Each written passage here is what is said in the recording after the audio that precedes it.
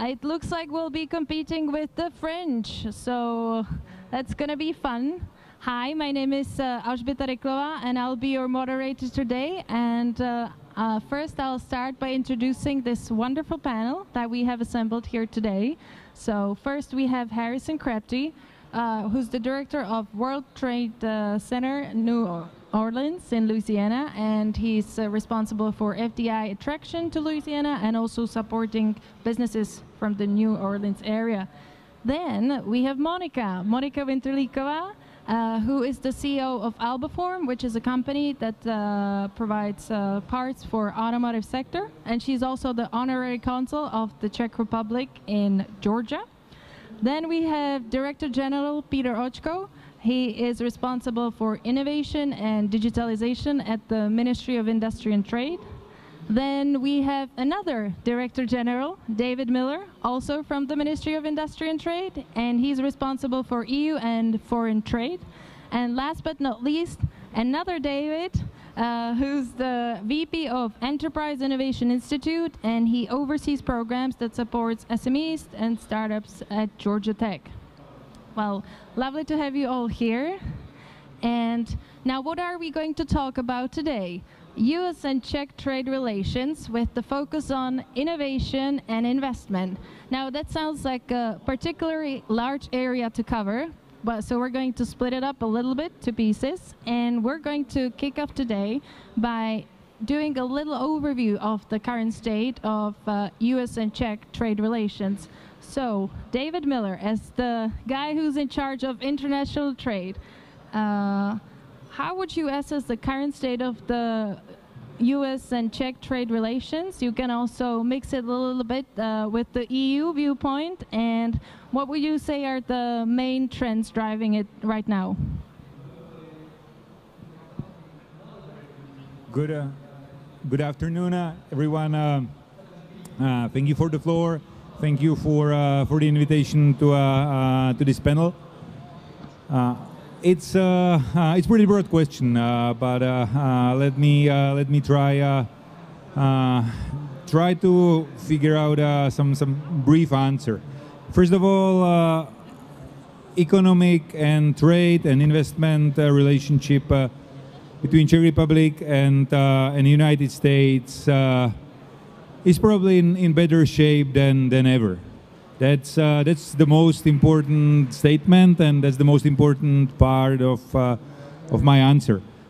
We had earlier today in the morning opportunity to have a chat with representatives of American Czech business councils and representatives from the state of Louisiana, and we agree that business-to-business relationship is really moving forward, and the pace and the speed is getting faster and faster. During last couple of years, or even during the decade, we've been witnessing stronger and stronger interest of Czech businesses in the United States, and the other way around, and that works in trade, in investment, and in R&D cooperation as well. United States is on the track to become again the largest Czech trade partner outside of European Union. They were removed from the spot number one by UK a couple of years ago, but that was purely due to Brexit. Imagine the world when UK remain as a member of the EU, then US would be by far the largest Czech trading partner outside of European Union. And taking into account the trends and the trajectory of the growth of our mutual trade, US will probably overpass UK in a couple of years again. And that's simply reflected by the fact that Czech businesses are really interested in the US market. With our former minister Josef Síkela, we had a chance to participate together with Czech Confederation of Industry on 2 business missions to United States. The second one combined United States and Canada. And we had a full plane of businessmen and businesswomen interested in doing business in the U.S. And especially the second mission, when we visited Boston, Toronto, Chicago, and Seattle, was the focus on startup, was really successful. The plane was entirely full, and during every stop we made, we felt the enthusiasm and energy within the group of Czech businesses. And even though if you look into the sectors, obviously the largest interest is in services and ICT, but we've got Czech companies doing business with US and in the US across the board and across all the industry. And the growing trends in trade, logically that's usually the next steps, are reflected in the growing number of Czech investors being present in US. I won't dig too deep into that issue because we've got one of the successful Czech investors in US in the panel. But I would like to mention the fact that the numbers are growing. We've been witnessing companies of all size interested in setting up business in the US. We are trying to figure out how we can help them. It's important part of new export strategy approved by the government in the summer last year. We've been trying to help companies to expand around the globe, not to focus only on pure trade, pure exports, but to set up offices, set up branches, do business locally, because that makes them stronger. And of course, from this perspective, United States is one of the most important and one of the most interesting markets to be. And I will stop right here, not to speak too long. Thank you. Thank you very much, David. I think that was a very complex answer to a very unspecified questions, as you said. Now, we've heard that the Czech businesses are interested in coming to the US, but what about American businesses coming to the Czech Republic, Harrison? Yeah, well, how's that looking? Yeah, I think you know, it's a two-way street in America, and so yes, we see a lot of Czech investment coming into America, and to build off some of the previous points, you know, right now we have about $225 million, according to the U.S. government, in foreign direct investment from Czech companies, with about another 500 million that are currently planned. So significant amount coming in, but also we see a lot of our companies, especially those smaller to mid-sized companies, so roughly under 250 employees, looking to start to enter new markets. Usually that's about a 10 to 15 year play for U.S. businesses when they start to look for those markets. And I think Czech Republic is a very well-suited market for our companies because of that access to really all of Europe. You're in that central location, and so we see a lot of businesses looking for that next market, looking especially from Louisiana, we're a heavy manufacturing state, so they're looking to go to countries that have that strong reputation and that strong history of manufacturing, which really places the Czech Republic up there for that kind of destination. Great. So my next question, just to follow up a little bit on that, is so what should we focus on in the future as we look to deepen the relationship? Yeah, I think one of the sectors we see a lot of investment occurring in the United States is in clean energy. We see our companies continuously innovating, and a lot of them are those traditional energy companies, the Shell, the you know, Dow Chemicals, folks like that are looking to that next wave, looking to technology and innovation in those sectors to help them clean their operations, but also prepare for what's coming in the future. So I think you know, that's one where I see a lot of opportunity for bilateral investment, both into the United States and for U.S. companies investing into Europe. And just today, you know, walking here, my colleague and I met with a company focusing on hydrogen development. And so things like that, as that innovation start to occur, I think you're going to see a lot of two-way trade on that. Thank you. What about you, David? Do you agree, or anything you would add in terms of sectoral focus? Well, clean energy is definitely one of the priorities for Czech businesses, and we've been witnessing interest coming from US as well. The other thing is the conversation about the prices of energy, which in the US are way lower than in Europe, and that's related with certain impact upon competitiveness.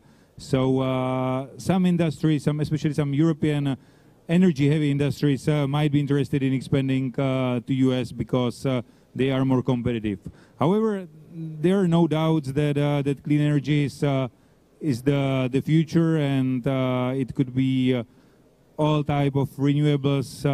Harrison mentioned hydrogen, but that could be solar, that could be wind, and we see a lot of potential across energy sector. But at the same time, as mentioned, I wouldn't probably cross out any industry, because we've got here American companies representing industries across the board, and it's pretty much the same on the other side of the Atlantic. And based on the conversation we've been having with Czech businesses interested in doing business outside of Europe or in North America, they are stronger in quite a few sectors, ICT, energy, some in manufacturing, but there are examples pretty much from any given sector. Thank you. And now over to Monica, just to ask a last question. Yes. Since you have a hands-on experience with building and doing business in the US as a businesswoman in your own right, I want to ask, what do you think we should focus on in the future? I mean, the gentlemen here represent both the government view and the, well, business association kind of view, but you're there on the ground, so what do you think? Well, I agree with my colleagues that it's a two-way street. So in order to be successful abroad, you have to really bring innovative solutions, especially to America, because it's a very competitive market. From here, it sounds very tempting. And, you know, everybody speaks English. Everybody can just, you know, get on plane and land in Atlanta.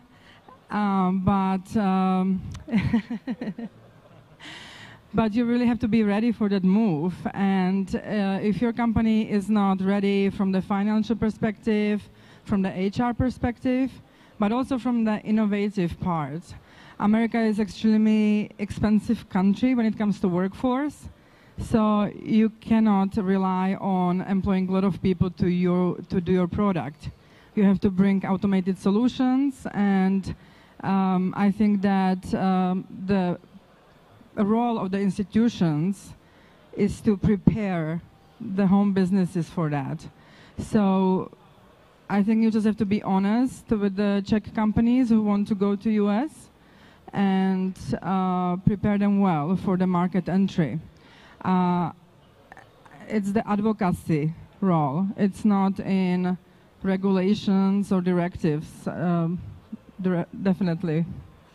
Thank you very much. Now, we've spoken about some of the traditional industries like energy or machinery, but also mentioned renewable energy and innovation. And innovation seems to be the keyword and both the buzzword of the day.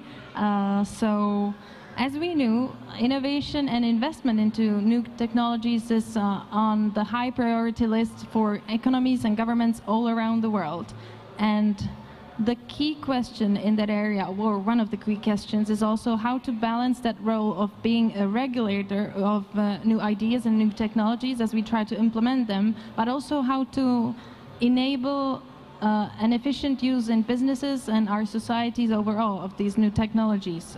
So my question is to Peter Oczko, how do we balance, how do governments and public institutions balance the role of, let's say, a regulator and an enabler? Yeah, so good afternoon, and yeah, but maybe I start from like a broader perspective and maybe also commenting on the previous discussion. I would like to say that actually U.S. investments in Czech Republic are we have many of them, and what I would like to say is that many of them are very well rooted after the years in the economy, and many of them are also actually expanding into the ecosystem and are actually connected to innovation much more than on average than investments from other countries. I just say 2 examples, and I will definitely return to your question. We are here in Brno, and actually Brno is one of the innovation hubs of the Czech Republic, and it's also seat of Honeywell R&D Center in Central Europe. And Honeywell, I spoke to Honeywell people many times, and we are very satisfied here because they really find very inspiring atmosphere of universities and companies, and big support of the region in their innovative activities. And they for many years they are expanding their R&D activities here, and there are many spillover effects into the ecosystem, into the startups and so on. So that's one example, and the second example is onsemi. That's a semiconductor company that for actually 30 years, and previously it was Motorola, but now onsemi is doing business and producing chips in Rožnov, pod Rožněm, and they actually announced, because they are also satisfied and they cooperate with the universities, and they cooperate with the Czech companies. They are satisfied, so they are now expanding, and they are actually they already announced the biggest investment in onsemi history that will be in Rožnov. So it works very well, but also because I think there is something interesting in the Czech environment that is actually helps to actually expand the activities into R&D. But coming back to your question, of course, the regulatory environment in Europe and US is in many aspects different, and it's also in the area of new technologies. And the question how to strike the right balance between regulation and innovation is more and more intensive, I would say, especially with the technologies like artificial intelligence. On one hand, we really need to protect the people. We see how dramatically is AI growing the deepfake videos. They are so high quality deepfake videos that you really cannot find a difference to actually the real video. And we have so many other examples of misuse of AI that we definitely have to do something from the side of the government to protect the society, protect the democratic values and so on. On the other hand, overregulation is bad. So that's simply said. But to strike the right balance is really difficult. There was a big debate when EU was actually preparing the AI Act that was approved in the beginning of this year. And actually, Czech Republic was always the country that was saying we need to the companies to breathe. We cannot over-regulate. I think the final consensus on the AI Act is good, but actually it's more on the side of protection of the citizens and including the democratic values, not so much on the side of actually letting the innovative businesses grow. There are, of course, some measures under AI Act, that allow for more innovations, like regulatory sandboxes, but still the regulation is quite heavy. So we are actually looking into US and the UK, how they will cope with their actually approach to AI regulation that is much lighter at this moment. Of course, we will be also interested if it will allow for more misuse of AI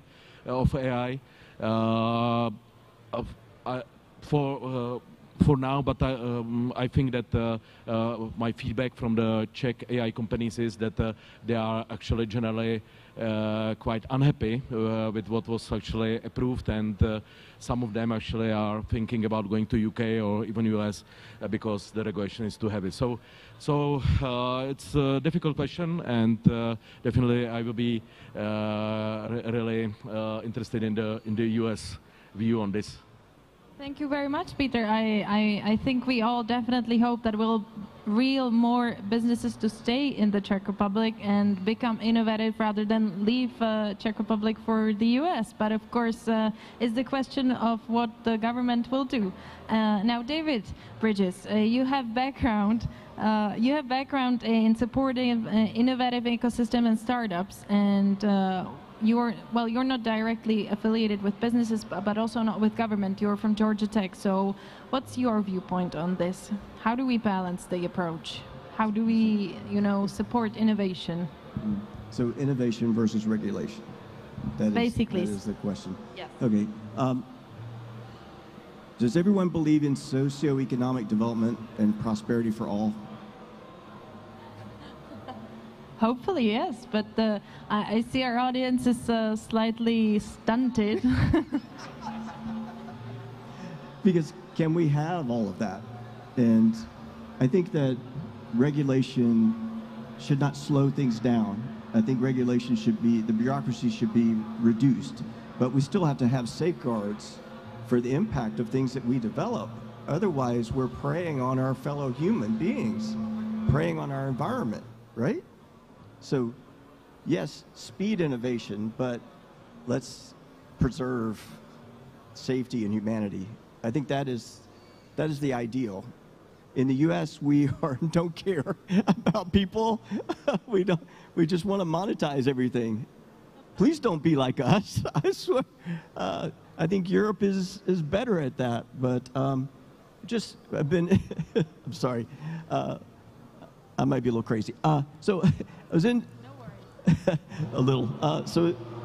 Been in Slovakia for the last 3 years, trying to figure out ways to help them, and the burden of anti-corruption legislation from the EU slows down progress. I mean, the universities there can't even figure out how to win a grant from the EU to do research.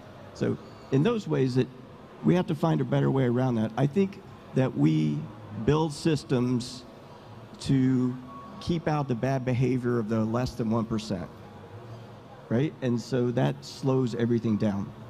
But if we don't look toward innovation in our regions, we will be left behind. And if we don't invest, so in the US, we're investing heavily in semiconductors. Guess what? We woke up to globalization wasn't a great idea after all. And then we went the other way. It was like nationalism. We should all be, make our stuff ourselves so we don't have to depend on anyone. Yeah. Well, that doesn't work either, right? Because we can't make everything, so we do. And so I think this is what's good for our friends, our NATO, EU allies, that we can share back and forth the capabilities to produce products and help one another and grow, I think, not just our economies, but our values as well. I'm sorry, I went way off track. No worries. Thank you very much. I think we're headed in the right direction. And as you said, I think we're all coming back to the focal point of that being ultimately being about the balance, basically, and not really leaving the business ideas behind in order to overregulate and really be on the safe side. Because if you're on the safe side, but your economy is in a really bad shape, then there's nothing. Well, it's not worth being safe. So my question basically to, I guess, everyone on the panel right now, just really curious to pick your brains about that, is so what should we do to really support innovation? Like, what do you do at Georgia Tech? How does the Ministry of Industry and Trade try to support innovation, especially in SMEs, but also startups that we work with? What would Monica, as a business lady, recommend? And you, as you, Harrison, also work with businesses. What's your approach? I think we can start with the ladies, and then we'll take it.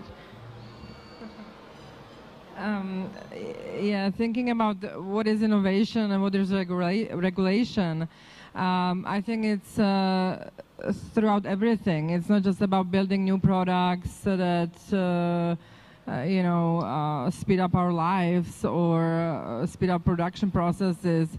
Innovation is also about changing municipalities, changing institutions, because sometimes I feel like my customers are trying to speed up everything. They want everything faster. They want the products to be faster. They want them to be cheaper. On the other hand, there are certain paperworks we have to comply with. And if I compare Czech Republic, United States, and newly Mexico, because we opened manufacturing plant in Mexico, I still feel that America, even though it's still very expensive and you sometimes think that it's impossible to manufacture there, the fact that the regulations are not so strict and they do not annoy you so heavily with paperwork is very refreshing. So I think that it's hand in hand, all of us. It's not only businesses, but it's also institutions, it's our customers, it's our suppliers, but also municipalities, states, countries. I think that we all have to work in teamwork. I mean, if one of us stays behind and does it the old way, then that's the problem. Yeah, you're right. Definitely, it's about teamwork. So, Harrison, how should we approach teamwork? How should we do it? Teamwork or the innovation? The innovation and overall topic of teamwork. Yeah, so I think the first part, on the innovation part, I think we have to limit risk. Innovation, companies, when they undertake new innovation, they assume a significant amount of risk. And so we have to find a way to make sure that these companies can take that risk without putting them completely under. On the teamwork side, I actually think that's very interesting and timely. We had some conversations this morning with some folks about how do we collaborate between Louisiana and Czech Republic on that innovation system. And one of those common themes was, let's use our universities. There are fantastic universities here and there are fantastic universities in Louisiana. So how do we create those avenues of collaboration so that a researcher or a student in Louisiana is able to learn what the universities are doing here to foster those ideas and strengthen that collaboration. So I think that's where you start with that teamwork, is at the university levels, where we see, especially in the United States, a lot of that innovation occurring. Well, thank you. And now over to the Ministry of Industry and Trade. So first, Peter Oczko, since you had the section for innovation, how do you think we should support innovation? Yeah, that's a question that could cover several seminars and workshops and conferences, and definitely we could speak about that in many aspects. Actually, I will try to focus on the aspect that I think we can learn from the US, and where we actually can cooperate more intensively. I think because we could speak about universities, about supporting science and so on. But what is actually one of the problems in the Czech Republic that I think the US is managing much better is that we have, generally in Europe, we have many scientific universities that do excellent research. We have very generous support on the EU level, on the level of the member states, to the universities, to academies of sciences and so on. But then we have a lot of results that are published, but actually we are unable to actually turn this result of research into real innovation, to product here in the EU. So in many cases it happens that someone takes a result and makes the product in the US or in China, and actually this is what we have to change. Of course, China is a completely different example, but in US, actually, I visit several universities. Actually, the technology transfer or technology and knowledge transfer, that is one of the buzzwords in Europe. Actually, I saw like Stanford University or Berkeley. It's something that is so natural that actually they don't speak about that.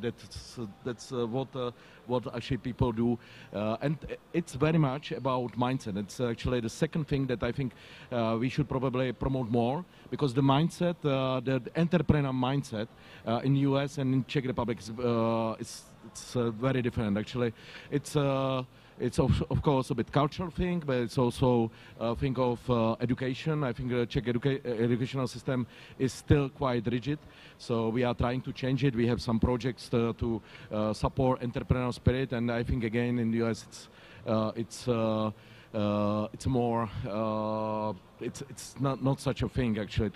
I don't know if in the US anybody speaks about changing the mindset to be more entrepreneurial. It's I think it's very European and Czech thing.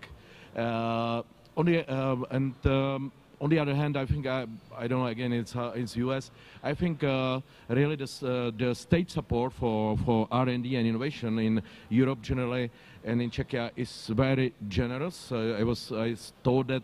I mentioned that in the beginning, and we have many programs to support scientific research, applied research, innovations. We give a lot of money that actually are here also for companies, and they are actually meant to what actually you said in the beginning, Harrison, that actually we try to decrease the risk for the companies to actually motivate them to go to quite risky innovation projects. But actually. 2 or 3 years ago, we had a chief scientist officer from Israel here, like the former one, and she actually was visiting many Czech research organizations and saw all the things and the research support system here. And in the end, everybody was waiting for what she says, and she said, "I think you put too much money into the system. Actually, you actually put much more money than we do in Israel." And actually you have less results. So actually I think you should give them less money, because then the institutions will be in less comfortable situation and they will need to produce more concrete results. So it will actually you can believe that that the universities did not like what she said, but actually to some extent it's true. Actually we have to be more efficient on how we support the research, how much we actually look for tangible results, and this is something that there's another debate we have now in Czech Republic, how to focus more on having like concrete results from supporting research in many areas, from fundamental research to startups. So these are actually 3 points I wanted to mention. Well, thank you very much, Peter. Now over to David Miller, since he also represents the Ministry of Industry and Trade. And I was going to ask, how are you changing the mindset about being entrepreneurial? But I think it's much more interesting to ask, actually, because there was an interesting point, whether we're giving too much money to companies, if we're supporting them too much. Yeah, well, to universities, but in general, like, should we let the businesses and the startups really come to their own on their own with a little less support, or should we give them more support to, let's say, expand to the U.S.? Well, that's again about the right balance and the needs of Czech businesses. Because we've been trying to provide them assistance reflecting their needs, and it was already mentioned that U.S. is a really attractive market. Everybody speaks English. The culture is not that different, but it's still extremely vast, diverse, and to a certain extent still distant market. It's 6 to 9 hours time difference. Workforce is really expensive. It's not that easy to hire someone to work for the company in US from the point zero. So in markets like US, we believe that there is some need and support of the state needed, and above all, we know that there is a demand from companies, and we've been trying to reflect on the demand. We've been actually strengthening presence of Czech authorities in the U.S. We've got obviously embassy with strong economic team. We've got 3 consulates in New York, Chicago, and L.A. We've got 2 offices of Czech Trade in Chicago and Austin, and we are hopefully going to open a 3rd office pretty soon. There are 2 offices of Czech Invest responsible for not only for investment but for promotion of innovation and startups in San Francisco and New York City. So we feel that we've been as a government doing quite a lot in terms of trade, export, and investment promotion. However, everything we do should be based on the needs of the companies. And we've been having constant conversation with Confederation of Industry and Chamber of Commerce and various sectoral associations. And obviously all of them are interested in strengthening their presence in the US. And all of them basically want us to do more, which is the clear reflection of the fact that it's extremely interesting market.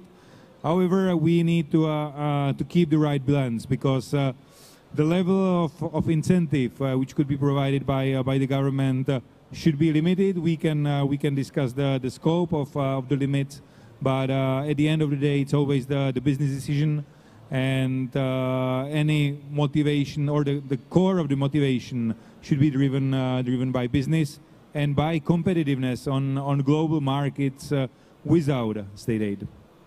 Well, thank you very much. And last but not least, David Bridges. So 2 short questions to you. How should we support businesses to be innovative, and how much, given in the light of the previous discussion? Okay, can I make a quick comment or two first? Of course. And you have to remind me about the questions you just asked me. Okay, so R&D, I agree that we need to improve the efficiency of the money that's spent on R&D. And maybe that means we can reduce the amount of R&D. I think this is probably, so in the US, $3 billion in R&D to get one patent that generates more than $1 million in royalty income in the United States of America. This is insane, right? Yeah. So the National Science Foundation, how many of you heard of the National Science Foundation in the United States? It's the major funder of R&D across so many universities. In 2011, the head of NSF was brought in front of our Congress, and they said, can you explain all of the commercialization we've got from the billions and billions of dollars that we've given you? And the answer was a cold, sweaty stare. There was nothing. And so what then happened was that we decided that research should only be funded if there's a commercial or societal pathway. Of course, basic research is still needed, 30, 40%, but beyond that, if a researcher wants to do some research, they need to go and do validation of how this is going to impact the market or society before we give them a penny. That will improve the efficiency dramatically. If you look at China, all the R&D has gone into all the papers and the patents, but a small yield for commercialization. We have to change the mindset of the universities, and we're trying to do that.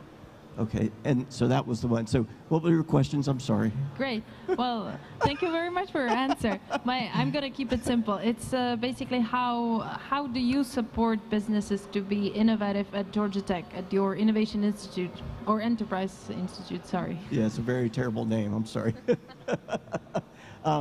So SMEs are really hard because you don't want to take a new piece of innovation and put it in their manufacturing plant, because you could ruin their entire business. We would rather deliver proven innovation to SMEs. And by SMEs, I mean businesses with less than 500 employees.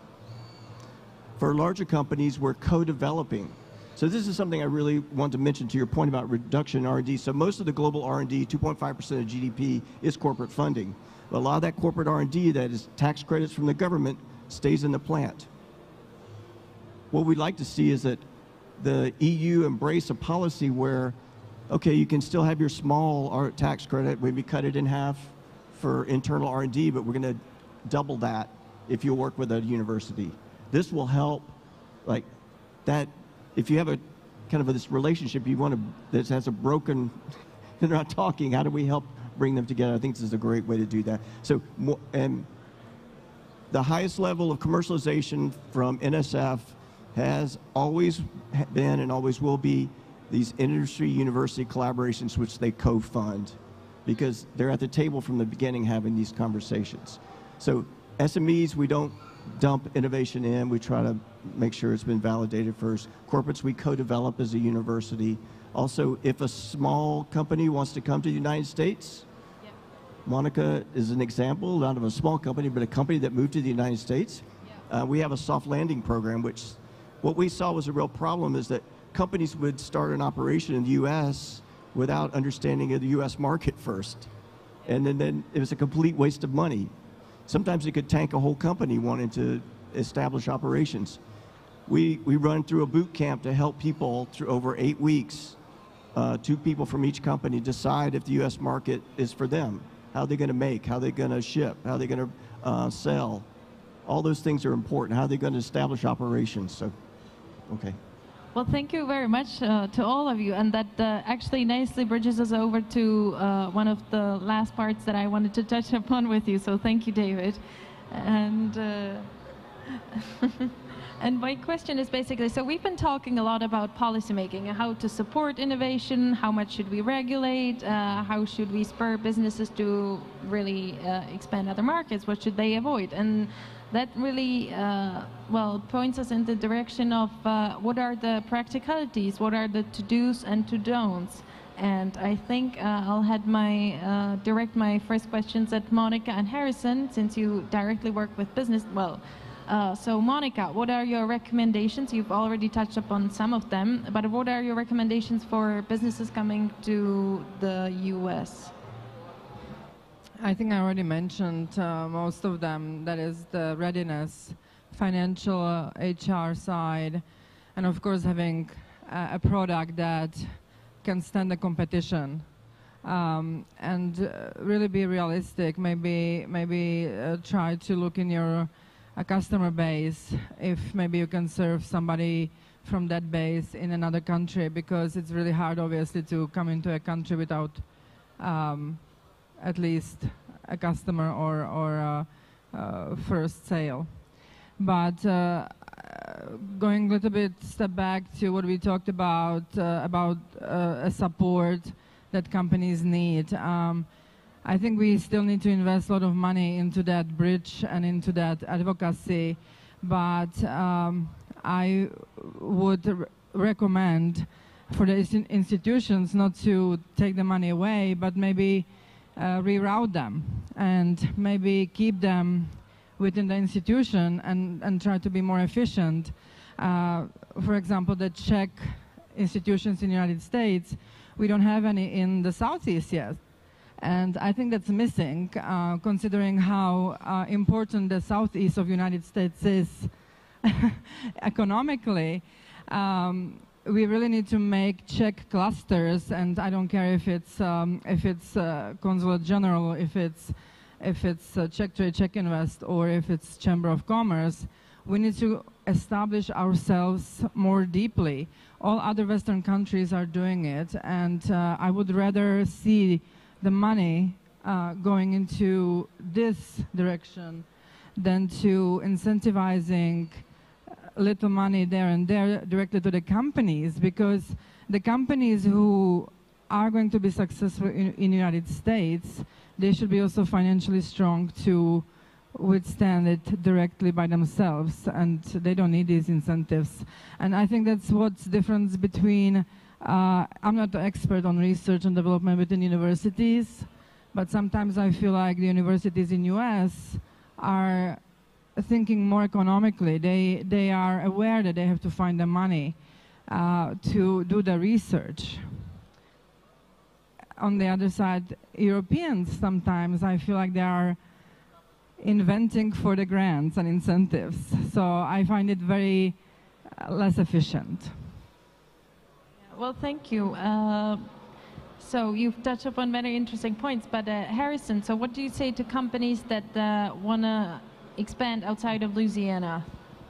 Know what you're getting into. So on the outward investment, the world is a very big world. Know your market, know where you're going, know that you're going to a market you can trust and you have confidence in.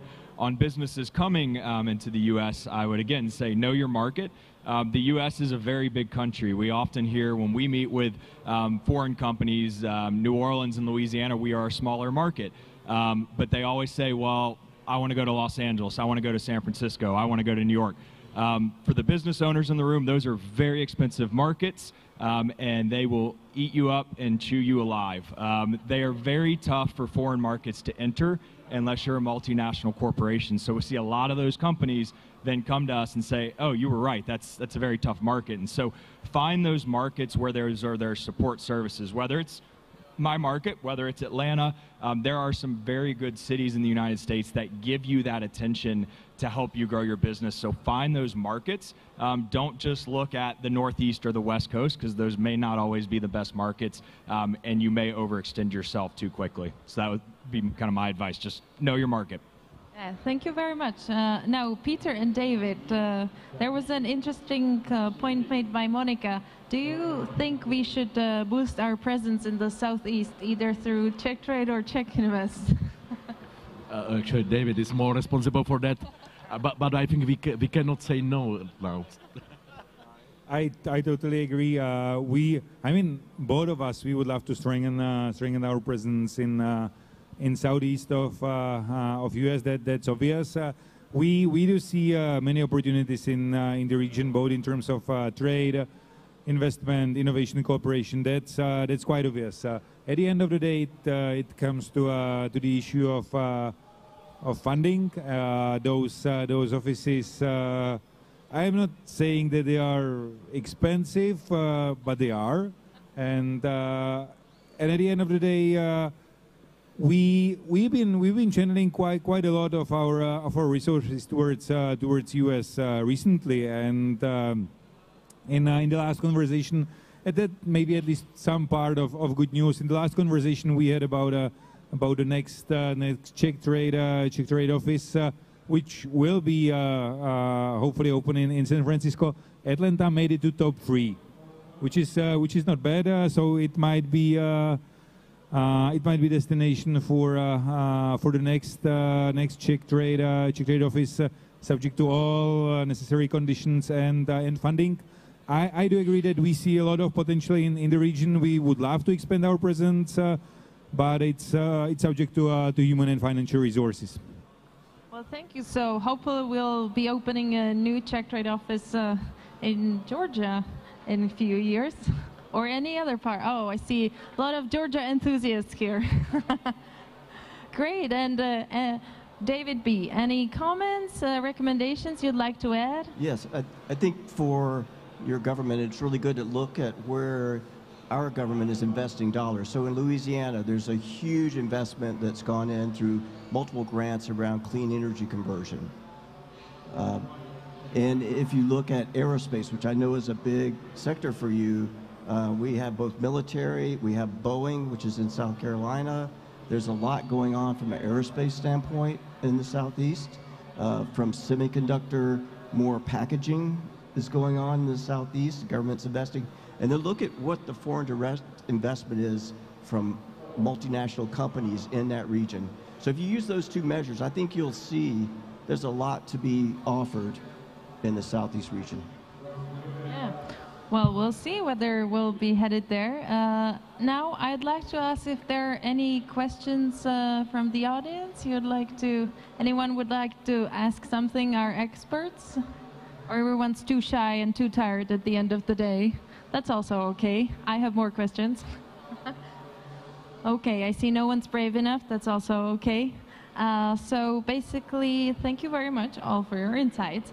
And since we're, I think, nearly at the end of our allotted time, I just ask you all to say a few words, maybe 1 to 2 minutes, since we don't have that much time. Any message you would like to pass on, some final words, conclusions you'd like to draw? And I think we can all, again, start with ladies.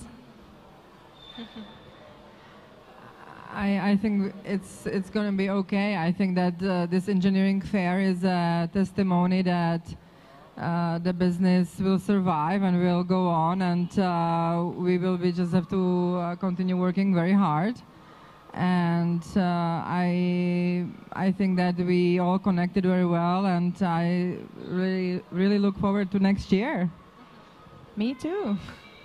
Yeah, I'd like to just, I think it's the future is bright between the Czech Republic and the United States. And on a more personal level in New Orleans, want to leave you all with this story to where, is that the music for us to get off stage? Yeah, I think it's hard to compete with that, actually. I don't know, they're trying to kick us out, but... But, you know, the common theme today has been innovation, and really Czech Republic is responsible for innovating one of our greatest assets in New Orleans, and that is Carnival. So without the Czech Republic, our Carnival would look very, very different. Back in the early 1900s, people just stood on floats and waved, and I guess somebody in New Orleans said we should be throwing stuff off the floats, and the first thing they threw off the floats were Czech glass beads. So thank you all to your contribution to one of America's greatest events. Yay. Okay, we'll not be daunted by the music, I hope so, but it's hard, I know. I will try to compete too. So just a few words. Actually, many things were said, but I think one of the important things for actually cooperation and innovation as well as trade in many other areas is letting people meet together. Because actually, my experience is that the ideas usually are not for actually the ideas for common projects usually are generated during some small talks around some conferences.